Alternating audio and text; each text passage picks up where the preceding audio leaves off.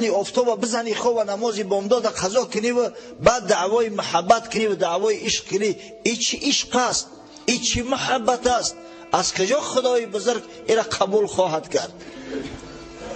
حضرت قصه میکند. ابتدا را انشاءالله به مولوی شروع کنیم، خوباتو میپرم. عاشق بوده است در ایام پیش، پاسبان عشق اندر عصر خیش. یک عاشق بوده است در عصرهای پیش، بسیار باثبات، دعواش بسیار بلند بوده است. گفت روز یاری او کیم شب بیا، که بپختم از پی تو لوبیا. یک روز معشوقش میگه که شب بیا، خل لوبیا بریانت کردم. او دورای پیش این لوبیا خیلی طعمی با ابرو با عزت بداخی، بیا یک ضیافت برای تشکیل کردم. در فلان حجره نشین تا نیمه شب، تا بیایم نیمه شب من بی طلب.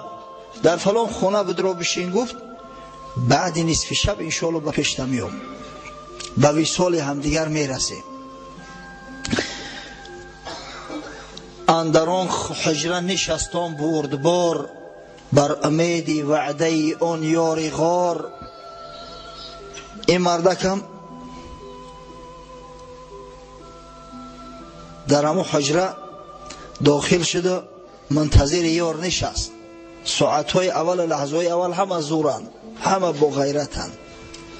بعد نصف اللیل آمد یار او، صادق الوعد آن مه دلدار او. عاشق خود را فتاده خفته دید. بعد نصف لیل یارش می آید که این مست خواب است، خرخرش گوش فلک کر کرده است.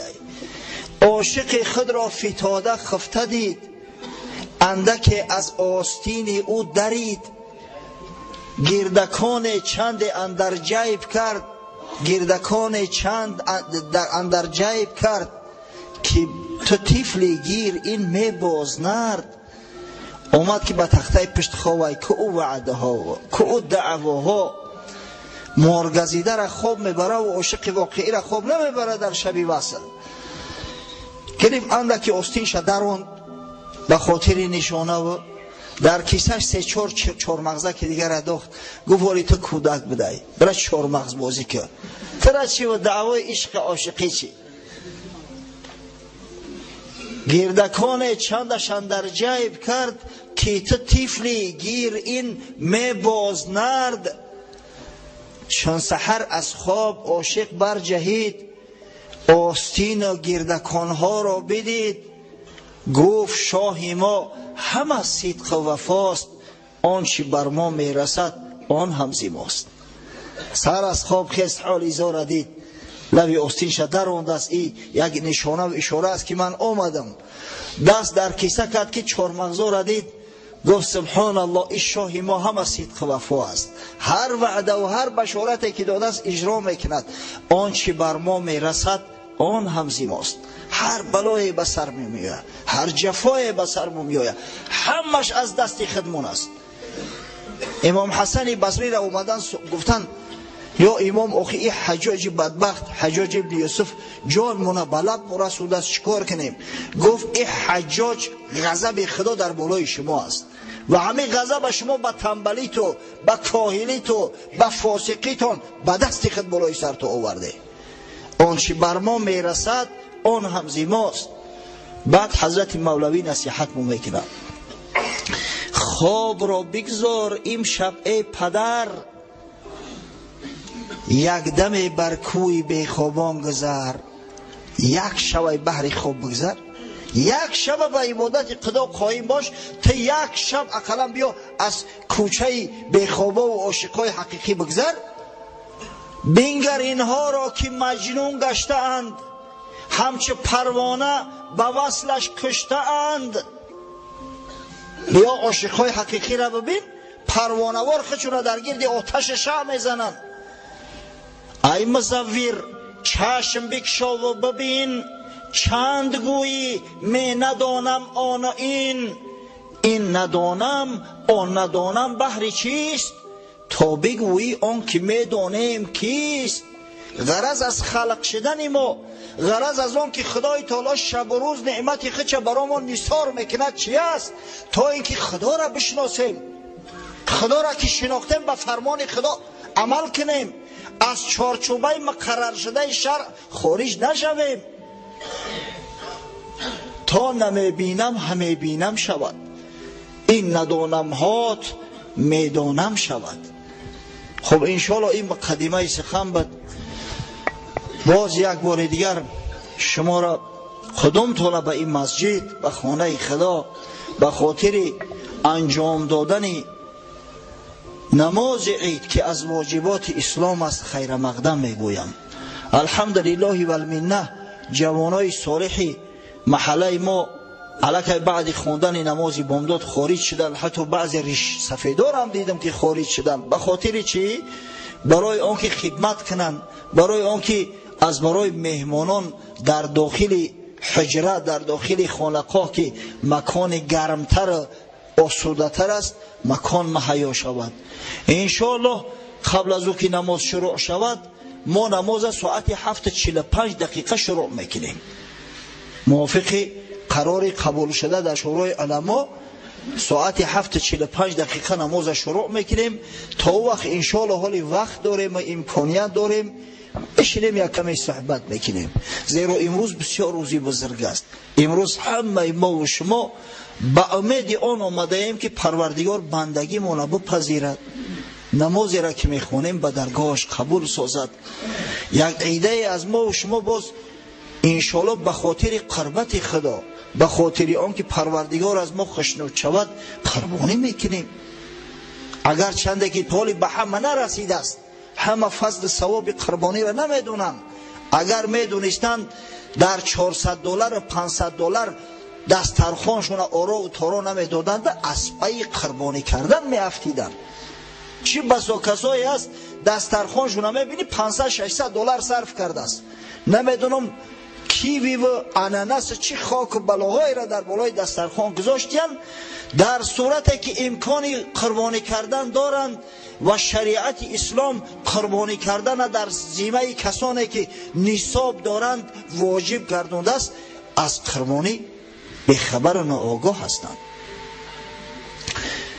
خداوند متعال در حدیث قدسی که پیامبر صلی الله علیه و سلم آن را از نام الله بزرگ به ما و شما روایت کرده است و امام مسلم با روایت در صحیح خود آن را از رسول الله صلی الله علیه و سلم بیان نموده است. راوی حدیث قدسی از پیغمبر صلی الله علیه و سلم حضرت ابو هریره است. می فرماید یا عبادی کلکم ضال الا من هدیته. ای بندگان من، شما همه گمراهید. شما مغرور خود نشوید، مغرور شخصیت خود نباشید، همه تون گمراه هستید. الا من هدیته، مگر کسایی که من هدایت شو کردم. او کسایی که راه مسجد میابند به هدایت خدا میابند. او کسایی که به خاطر قربت خدا قربانی میکنند با هدایت خدا میکنند. او کسانی که نفس خود را از فسق فساد، از حرام باز میدارند، همه به هدایت خداست. یا عبادی کلکم ضال الا من هدیته فاستهدونی اهدیکم. پس از من طلب هدایت کنید، از من هدایت خواهید تا من شما را مورد هدایت خود قرار دهم. یا عبادی کلکم جائع الا من اطعمته. ای بندگان من، شما مغرور ما ثروت تو نشید، شما همه گرسنه هستید، گرسنه اید، به یک تیکنان زار هستید، مگر کسایی را که من طعام دادم، مگر کسایی را که من ثروت دادم، مگر کسایی را که من رزق و روزی دادم. پس باید ما و شما مغرور نشوه که من کارچلان هستم، علمم کلان است، مردم به من احتیاج دارن، از این خاطر صاحب ثروت مال شدم. نه، خدا به ما داده است کلکم جایع الا من اطعمته. همه شما گرسنه هستید، همه شما تشنه هستید، همه شما محتاج هستید، مگر کسایی که من طعامشو دادم. فاستطعمونی اطعمکم، پس از من طلب طعام کنید، از من طلب رزق روزی کنید، من به شما میرسونم. بارگاه خدا بسیار وسیع است، رحمت خدا بی نهایت است. درهای جنت وا باد امروز، از بیدماغی گفتیم فردا. خدای تعالی امروز در جنت برامون باز کرده است. امروز ملائکه مسلمانان را نامنویس کرده است کی به نماز آمده است کی نمی آید. همه این حسابات به نزد خدا می رود، عرض کرده می شود، خداوند می داند همه ای را. اما باز به خاطر امتحان، به خاطر سنجش، باز ملائکه می روند عرض میکنن فلان و فلان و فلان بنده های تر دیدیم همه کار و بار یکس گذاشته و به مسجد شتابان آمدن، از در طلب رزق روزی میکنن. رزق روزی را از کار نمیدونن، از وظیفه و منصب نمیدونن، از بازار نمیدونن، بلکه از تو میدونن. میدونن که به هر کسی تر رزق روزی مهیا کنی هیچ کس مانعی او شده نمیتونه، و هر کسی را تو محروم گردانی از رزق روزی به هیچ وجه صورت صاحب نان صاحب مال نمیشوند. یا عبادی کلکم آرین الا من کسوته. ای بندگان من، شما همه برهنه هستید. وقتی شما از مادر تولد شده همین یک پرلته نداشته که لااقل شرمگاه تو نپوشاند. همه تو لچ برهنه هستید. الا من کسوته، مگر کسایی را که من لباس دادم، کسایی را که من مجهز ساختم. این لباس های زیبا و آزاده هست، همه رزق روزی من است که به شما دادم. میگم فاستکسونی اکسکم، پس از من شما طلب لباس کنید، از من طلب زینت کنید تا من او زینت به شما برسانم. یا عبادی انکم تخطئون باللیل و النهار. ای بندگان من، شما شب و روز گناه میکنید. خدای تعالی ما را میگم شب و روز گناه میکنید. گناه نمیکنید؟ سبحان الله، در یک روز یک کلاهتون قاضی کنه و حساب کنه حداقل 1000 گناه از ما و شما صادر می شود. حداقل هر یک نظر حرام گناه است، هر یک سخن ناجا گناه است، شنیدن سخن ناجا گناه دیگر است. اگر دیگر گناه ها را بمونیم سر تا پا غرقه حتی در همین زنا هستیم. زنای چشم، زنای دست، زنای زبان، زنای گوش، زنای قلب. وقتی که قلبت مایل به یک زن بیگانه می شود، همه هم زنا از زنای قلب است.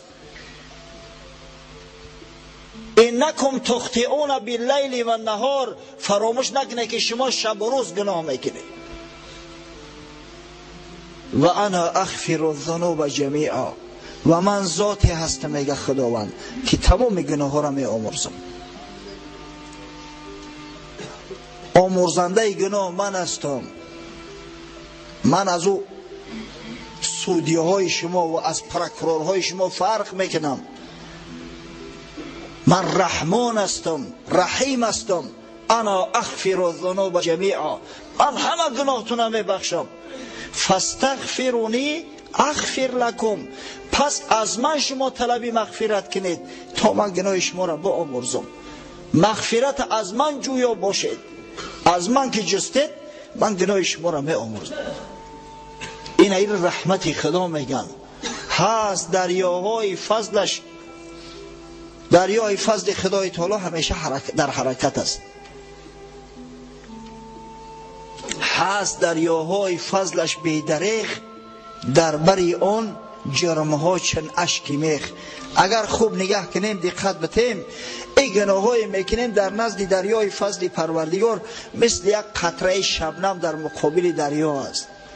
اما افسوس و صد افسوس، چی بسا کسایی است که از خدا طلب هدایت نمیکنن، از خدا طلب رزق روزی نمیکنن، از خدا طلب مغفرت گناهان نمیکنن، در جهالت، در نادانی، به سجده الهی، به عبادت الهی، به توشه آخرت میگذرند و میروند، مال ثروت به بیگانگان مانده. زیاد است این طایفه مردم. پس این تأکیدایی که خدای تعالی میکرد به ما و شما از همین خاطر است که ها گمراه نشوید، پشتونه در سر تو بگیرید. دنیا گذرنده است. از من طلب که میکنید، طلب رزق روزی را از من کنید، طلب هدایت از من کنید، طلب مغفرت از من کنید. من او پروردگاری هستم که جمیع گناه های شما را می آمرزم و شما را به جوار رحمت خویش میسر میگردانم. امروز ما و شما از برای طلب رحمت مغفرت خدا آمده ایم. ما و شما منتظر ایستاده ایم که انشاءالله نماز عید اجرا کنیم، بندگی خدا یک بار دیگر در نزد خداوند ثابت سازیم. شهادت بندگی ما و شما است این نمازی که الحال ادا میکنیم. بعدا به خانه ها رفته و کسایی که امکان دارند، قدرت دارند، قربانی را کرده و به خدای بزرگ قربت میجوییم. امروز چنین یک روزی بزرگ است، چنین یک روزی سعید با سعادت است. پس خدای بزرگ میگه که رزق روزی را از من طلب کنید. رزق روزی رسان من هستم. ما و شما بنده های خدا هستیم. کسایی را که ثروت دارند خدا ثروت شده است. از همین خاطر از بس که خدای بزرگ مهربان است، رحیم است، غفار است، ستار است، رحیم ها را دوست می دارد، غمخوار ها را دوست می دارد. کسایی را که دستی وسیع دارند خداوند دوستشان می دارد. کسایی را که در این روزی سعید یک همسایه کمبغلشون را کمک میکنن، یک خیش تباری کمبغلشون را کمک میکنن، خداوند دوستشون میدارد. زیرا این عمل خودی پروردگار است. بخشایندگی صفت خداست. وقتی که بنده با سخاوت شود پس تقلیدی به صفت خدا میکند. از این خاطر خداوند او را دوست میدارد و نسبت او مهربانی ظاهر میکند. امروز روزی بذل است، امروز روزی خیر است، روزی از او روزایی است که باید بنده های مؤمن با سعی تلاش کوشش کنند که در خیر، در احسان از همدیگر سبقت کنند، از همدیگر پیش دستی کنند. واقعا وقتی که ما خیر احسان میکنیم، وقتی که به یک رسنه طعام مراعات میکنیم، خداوند متعال این را همچون مراعات طعام به خودش قبول میکنه. شما میدونه که وقتی که یک کاسه طعام در نزد یک شخصی گرسنه میمونی، گویا که تو خدا را ضیافت کرده باشی. خدای بی نیازی را که احتیاج به چیزی ندارد، همین را همچون ضیافت خود میپذیرفته است. وقتی که ما یک بیماری را میریم عیادت میکنیم، بعد نماز برآمدیم، بعضی برادرای مسلمان هستند که بیمار هستند، قدرت امکان آمدن و شرکت کردن در نماز ندارند، در این خرسندی را ما که به عیادتش می رویم گویا به عیادت خدا رفته ایم. خدا همین خیلی قبولش میکنه. حدیث قدسی است، امام مسلم روایت میکند که پیامبر خدا صلی الله علیه و سلم گفت یقول الله تبارک و تعالی، خداوندی بزرگ، خداوندی تبارک و تعالی میگوید فردا روز قیامت، یا ابن آدم، ای فرزندی آدم، میگفت از خدای تعالی، من بیمار شدم تو به عیادت من نآمدی.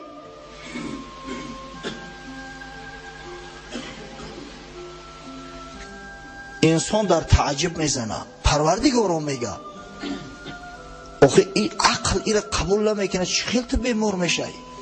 آفرنده کل همه، آخه این چی است که تو بیماری را به خودت نسبت میدی؟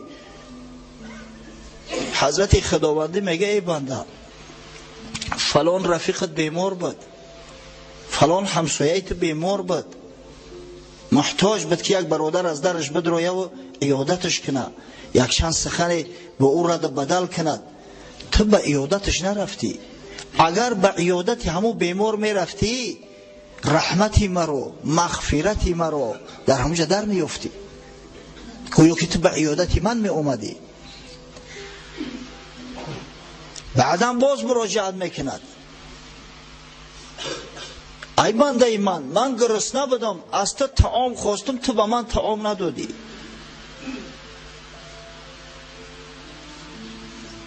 بنده باز در تعجب میزند که پروردگارا این چی سخن است میگوی؟ چه خیل طعام، تو پروردگار صمد، تو چه خیل احتیاج به طعام داری؟ و ما هم طعام خورا که ابتدا داریم انتها داریم، ذات تو احتیاج به چیزی نداره.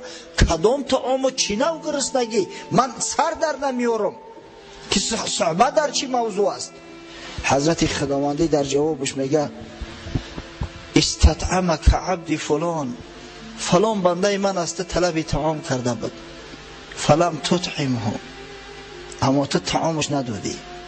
بیچاره محتاج بود، نزدت اومد گفت 20 سومانی قرض فلان کار ما مشکلی ما حل کنم، حتی تو قرضش ندادی از خوف اون که مبادا همین قرض آورده و نتا. اما علمت انک لو اطعمته لوجدت ذلك عنده، تو مگر نمیدونی که اگر همون بنده را طعام میدادی شکم همون گرسنه را سیر میکردی، همون شخصی که نزدت اومده است بگذار جوگی هم باشد آخی، مادام که به گدایی اومده است گردن کج میکند، لااقل یک نیمی کلچه را براش ایثار میکردی، همون را در نزد من میافتی. من او را مثل انم ضیافت خود میپذیرفتم است. باز مراجعت میکند که بیایید مرحمت کنید، پیش بیایید. همینجا جمعونه مهمان ها میآیند.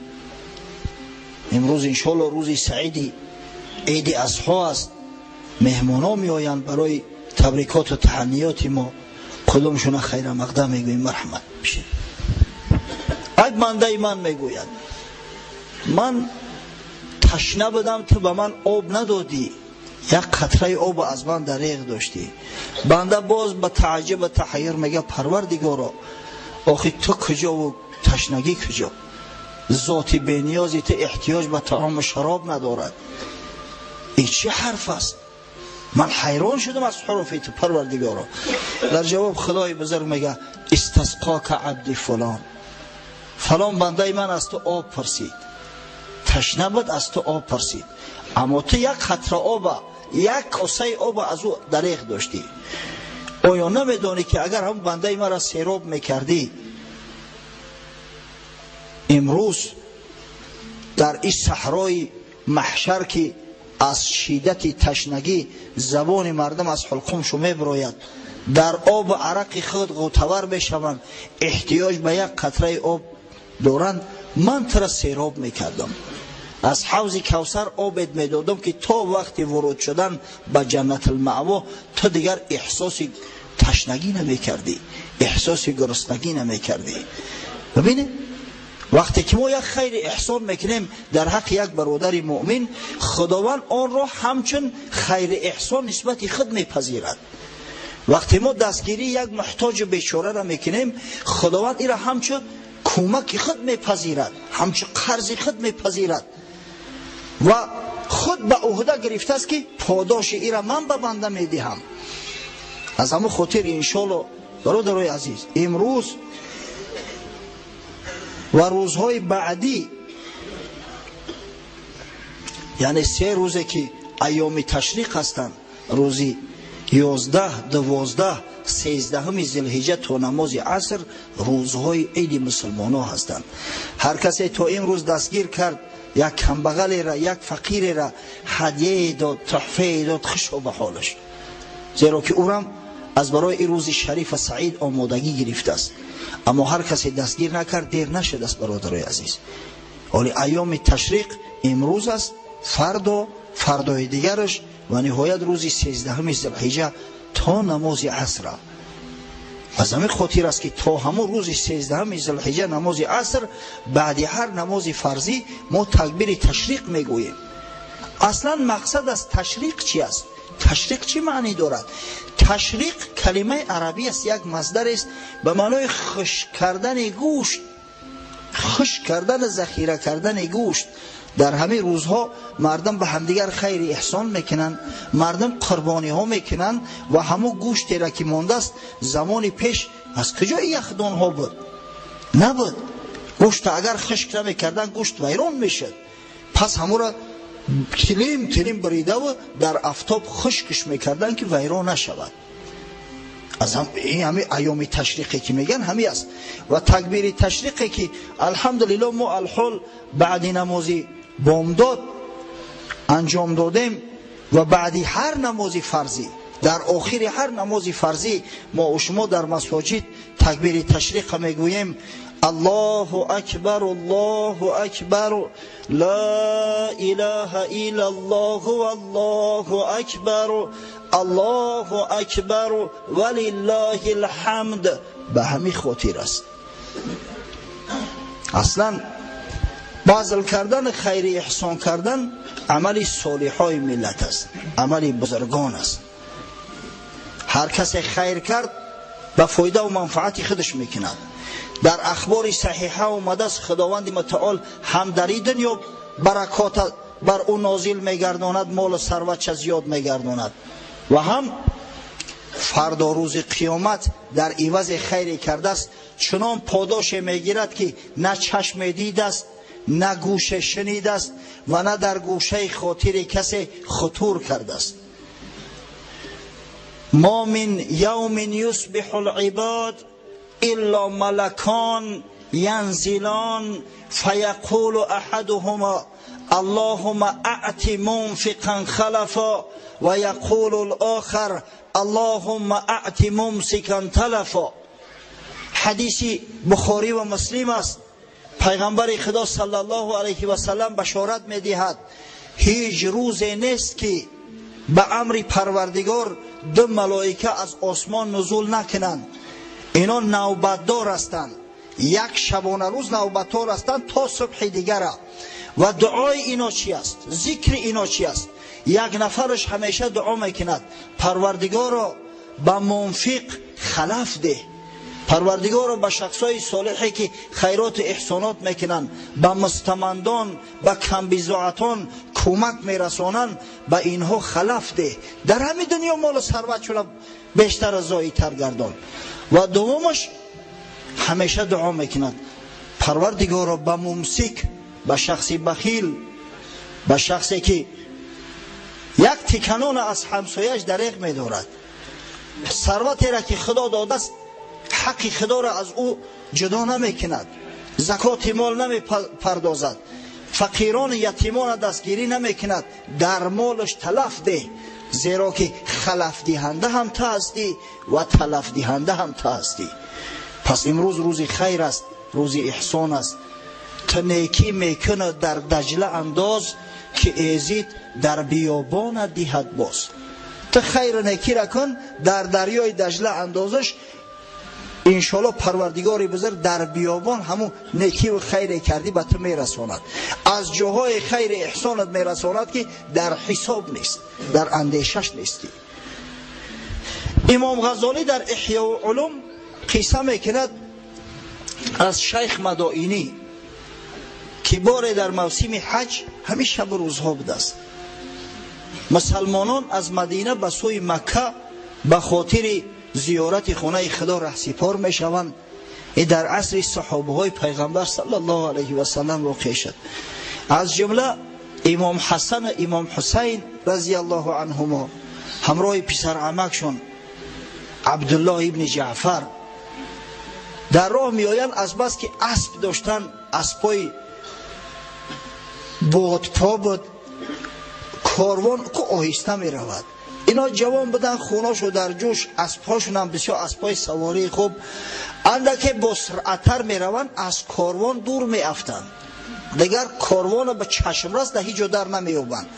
طعام و نوشابه همه در داخل در کاروان است، در بالای شترها، همراهشو چیزی ندارند. وقتی که تشنه میمونند، گرسنه میمونند، وضعشو بسیار ناگوار میگردد. در او بیابانه که در فاصله هزارها کیلومتر یگان آبادی نیست. خدا نکند که انسان در مخمصه افتد. بسیار وضعیت مشکل است. پس ناخست چشمشون به یک خیمه می افتد. میگن انشالله اینجا آبادانی بدست. میآیند داخل خیمه میشوند. یک کمپیرک نشسته است، یک کمپیرک عرب، در دستش دوک، رشته میریسه. گفتن مادر ما مسافر هستیم، تشنه موندیم، یگان نوشابه نداری که ما را ضیافت کنی.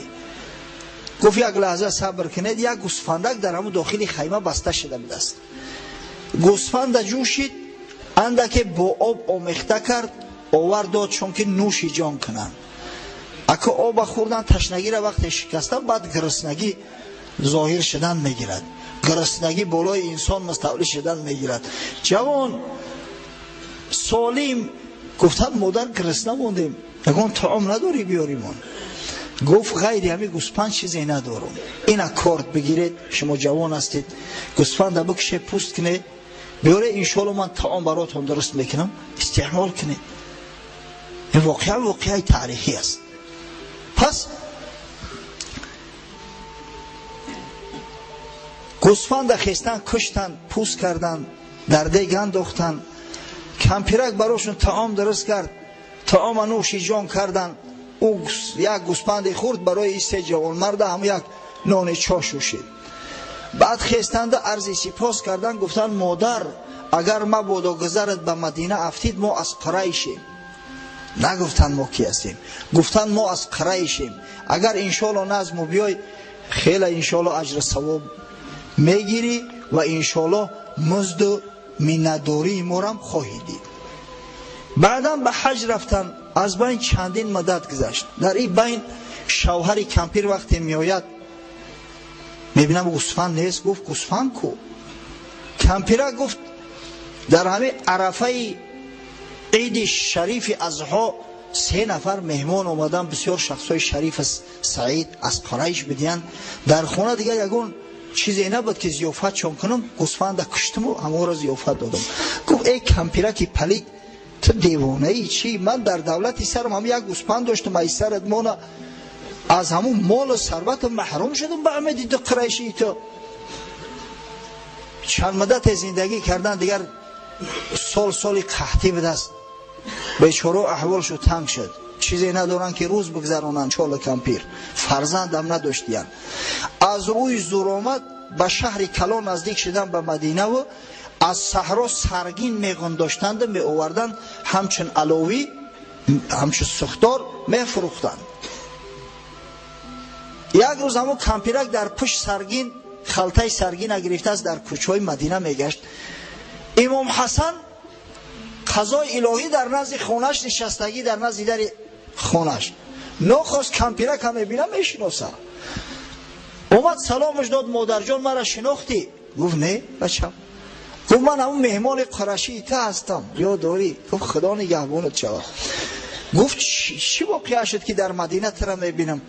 گفت فرزند جان روزگار سخت آمد، دیگر علاج نیافتیم، برای قوت لایموت در مدینه سرگین فروشی میکنیم.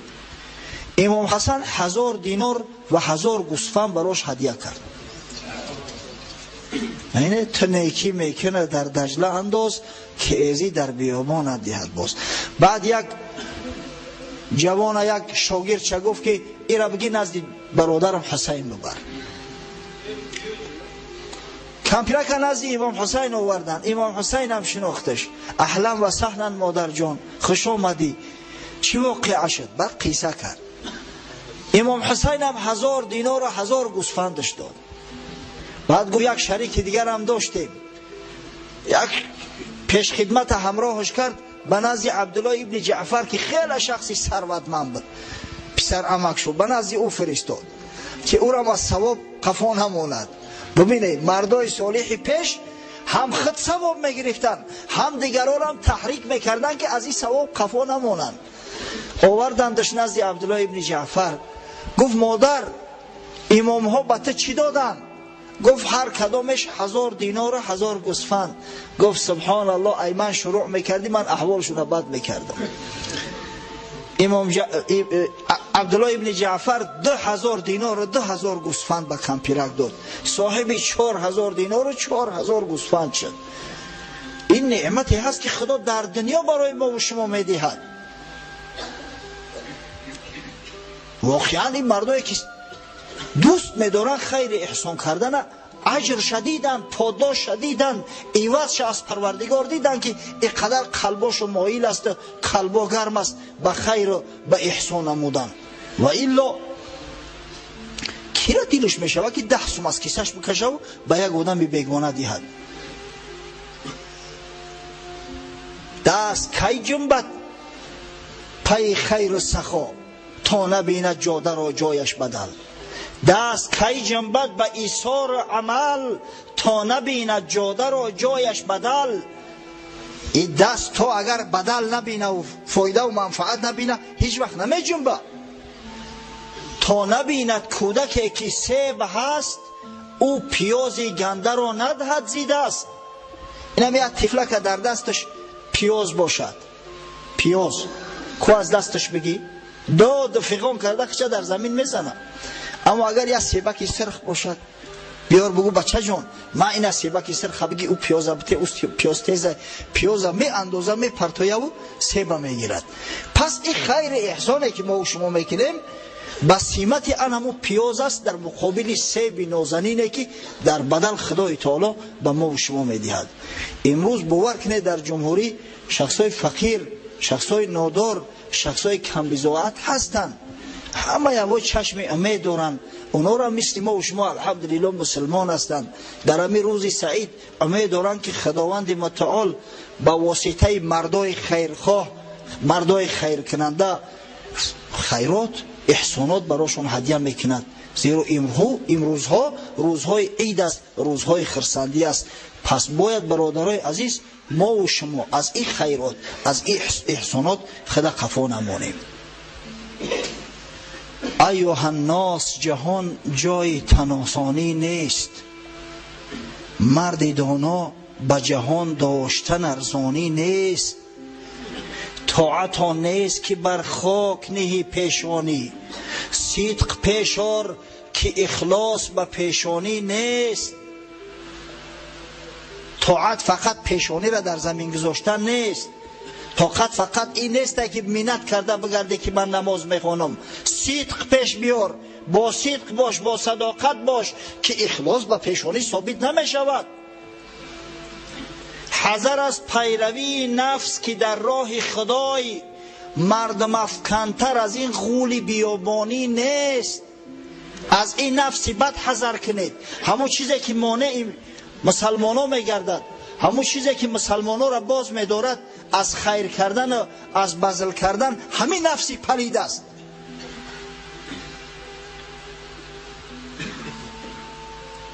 ببری مال مسلمان و چمالت ببرند، بانگ و فریاد براری که مسلمانی نیست.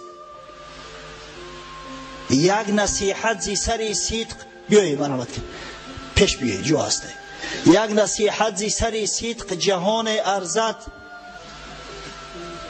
مشنور در سخنم فایده جانی نیست. شیخ سعدی که معلم پند نصیحت است، ما شما را نصیحت میکند. یک نصیحت زی سری صدق جهان ارزد، هم یک پند نصیحتی فایدناک از یک جهان بهتر است.